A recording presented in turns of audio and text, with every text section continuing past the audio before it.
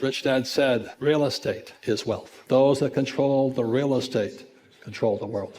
Rich Dad would break out the Monopoly board game and we'd play Monopoly. So for months, we'd just play Monopoly, having a good time. And finally, I started to see it. I said, 4 greenhouses, 1 red hotel. When I was 19, I came home from school in New York, and Rich Dad owned the big red hotel right on Waikiki Beach. He had gone from poor man to a very rich man in Hawaii in 10 years. That hotel just sold last year. He paid $1.2 million for it. It was a lot of money back in 1968. He just sold it for $800 million.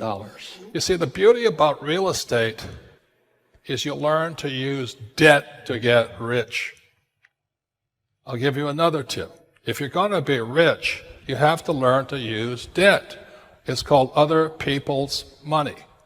So when I hear poor people say to me, I don't have any money, I said, because you're an idiot. That's why. You're not supposed to use your money. You're supposed to use other people's money. But that's debt. I don't want to do that. And so they stay poor. There's 4 types of people in business, in the world, anywhere. Spain, US, China, Japan. There are employees. Employees have a mindset. Employees all over the world say the same thing in their head. I want a safe, secure job with a paycheck and benefits and a pension.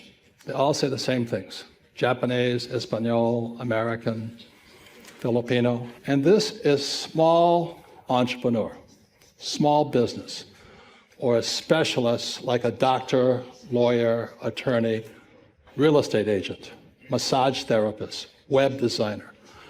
S means small, self-employed. These people violate Rich Dad's lesson number 1. They work for money. These are the people that pay the taxes. That's why you don't work for money. These people don't pay taxes. In your country, in my country, it's the same. And these people are big business. So this would be like I own a clothing store in downtown Barcelona or Madrid. This is Zara, different mindset. This is a person with a small restaurant. This is McDonald's. This is a small person with a coffee shop. This is Starbucks. I don't work for our money. I don't have a paycheck. That's why I'm rich. I don't want a paycheck. I don't need a paycheck. If you can not need a paycheck, you have a better chance of getting rich. Become an entrepreneur. The people who are the biggest winners are people who know how to use debt to get rich. Debt is money. After 1971, when Nixon took the dollar off the gold standard, money became debt. And so the people who are losers are savers. So as Kenny says, you put your money in the bank as a saver, Kenny goes in and borrows it out as a debtor, and we use that money to buy millions of dollars worth of real estate. So Kenny just went over $1 billion worth of real estate using debt. And my first property was $18,000, but I took a 3-day real estate course. It was a very good real estate course about how to use no money to buy real estate. The property was a little condominium, 1 bedroom, 1 bath, $18,000 US. It was on the beach of Maui. The reason the price was so low is the market had crashed. Smart investors always wait for the crash. So this thing crashed. I had to look at 100 properties once I left the class, 3-day class. I had to look at 100 properties in 90 days. So with this here, the instructor said I had to buy the investment for 0 money. Okay? 0 money. Most people will tell you, I can't invest because I don't have money. That's a loser. This was 1974. The dollar had just gone off the gold standard. Everything was coming up fast. So I had to figure out how to buy it for zero. And the reason I say that is most poor people always says, I can't afford it. I know some of you right now say, well, I can't afford it. I don't have time. I have children. I have a job. I have bills to pay. And it is those excuses that keep you poor. If you do not change that talk in your head, you'll always be the poor person. So there was about 32 in my class, 3 days long. I think only 3 people completed the exercise. We went, we looked at 100 properties, wrote a one-page report. At the end of the 90 days and 100 properties, this was the best property. So I went back to the person, and it was in bankruptcy. It was right on the beach, just as pretty as this beach here. And he said I had to have $2,000 down. This is called equity. Again, it's the language of money. So I have equity. The bank was going to lend me $6,000 in debt. Okay? That was the deal. Now I had the $2,000 in cash, but the name of the game or the exercise was, could I buy it for zero? So what I did was I paid for this property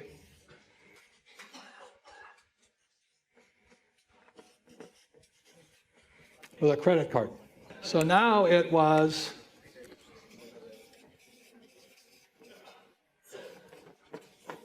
$100% debt. Okay. With that 100% debt, I made $25,000 a month. Boom. I was a free human being. I never needed money again. If you can make money with no money, that is called an infinite return. Because I have no money in the deal. The 6 words that are basics of financial education, financial intelligence: income, expense, asset, liability. And the 2 other words are cash flow. So when you look at the average person, they have a job, money comes in here, they pay for their house, and the money goes to a bank through a mortgage. So it's not an asset because the cash is flowing out, so it's a liability. So the definition of liability, does it take money from your pocket? And for an asset, does it put money in your pocket? So when I have a rental property here, it puts money in my pocket. So if I live in the house, it's a liability, because even if I have no debt on it, I still have taxes, depreciation, repairs, and upkeep, insurance, and all this. When I rent a property, I've done a good job buying it and structuring it. Every month it sends me money. So I started off when I was 25. I had a little 1-bedroom condo, and it put $25 in my pocket. It was a start.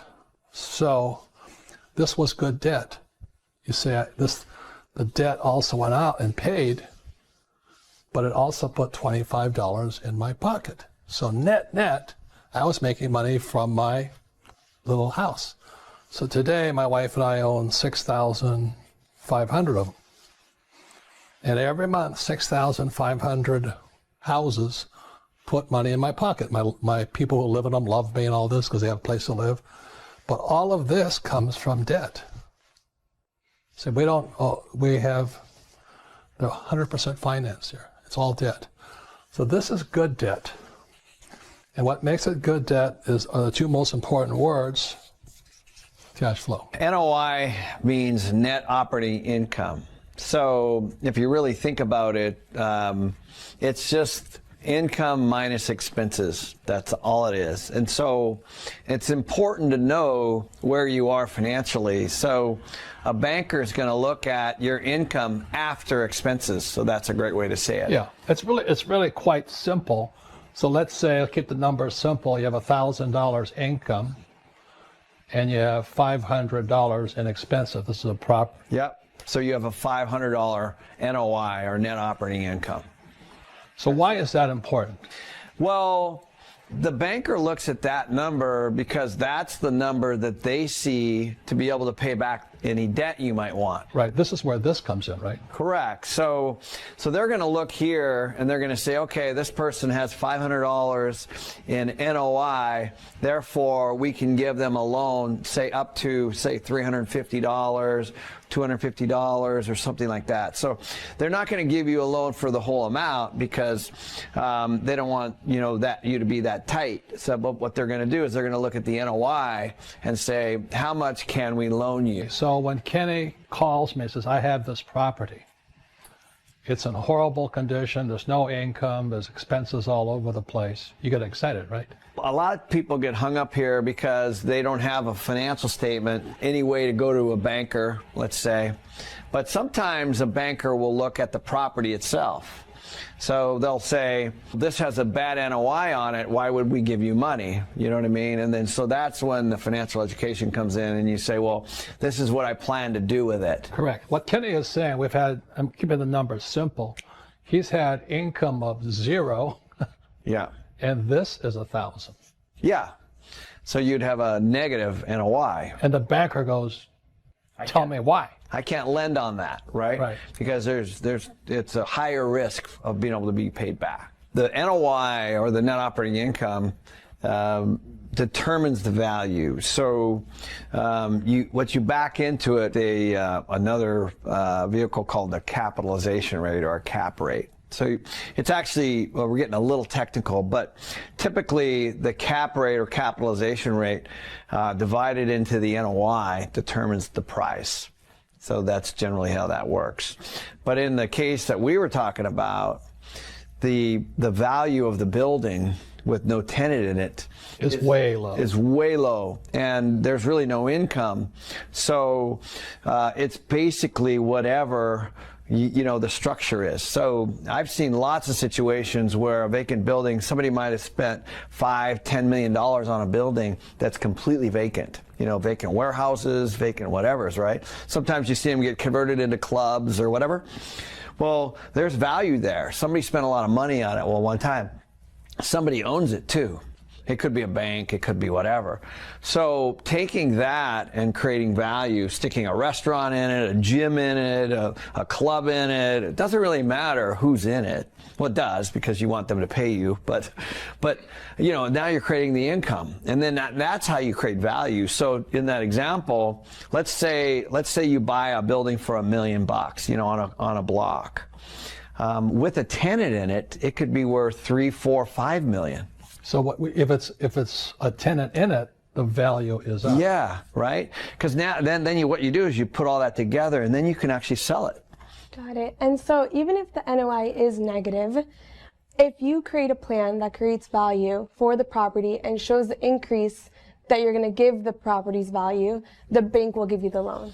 Oftentimes, yeah, and not always. Not always, but there are ways to do it. So in that particular case, you might get a loan from somebody like Robert and say, hey, I need $1 million, and this is my plan. And then once you get a tenant in it, then you go back to the bank and you say, hey, give me a loan, and then they give you a loan and you pay Robert back. So the thing that Kenny is always looking for is, after we stabilize the building, he'll tell me, he says, look, in 5 years, I'm going to get this from 1,000 to 10,000. Yeah. I go, okay, so that I know I'm in it for 5 years with them as an investor. And on top of that, we're going to reduce the expenses back to 500. The NOI goes up, the value goes up, the debt goes up to, let's say, 10,000. So I have a friend, for example, he actually bought a building in a town up in Idaho where I have a vacation house for about $1 million. And it was an old Elks building, a beautiful building downtown, but it had been vacant for a long time. He bought it and he put like 30 offices in there, small offices, 1,500 to 2,000 feet each, and grew the revenue, right? So everybody pays. So the income went up. Yeah, you know what I mean? Yeah.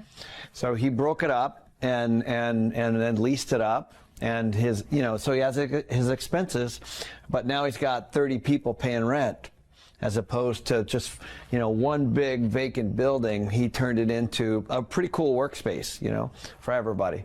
But and then Kenny's in his third book, The Advanced Guide to Real Estate. His job is to get this up, keep this stable. Then he goes back to the banker and says, look, we've got all these tenant monies going up. And so we now want $12,000. Yeah. Because he's improved income, kept expenses low, building's more valuable. Yeah, the key there is the bank's always looking at your NOI to pay back their loan. So the more you can grow that, the more loan you can get. Mm-hmm. And so essentially the renters are paying your debt. Of course. Okay.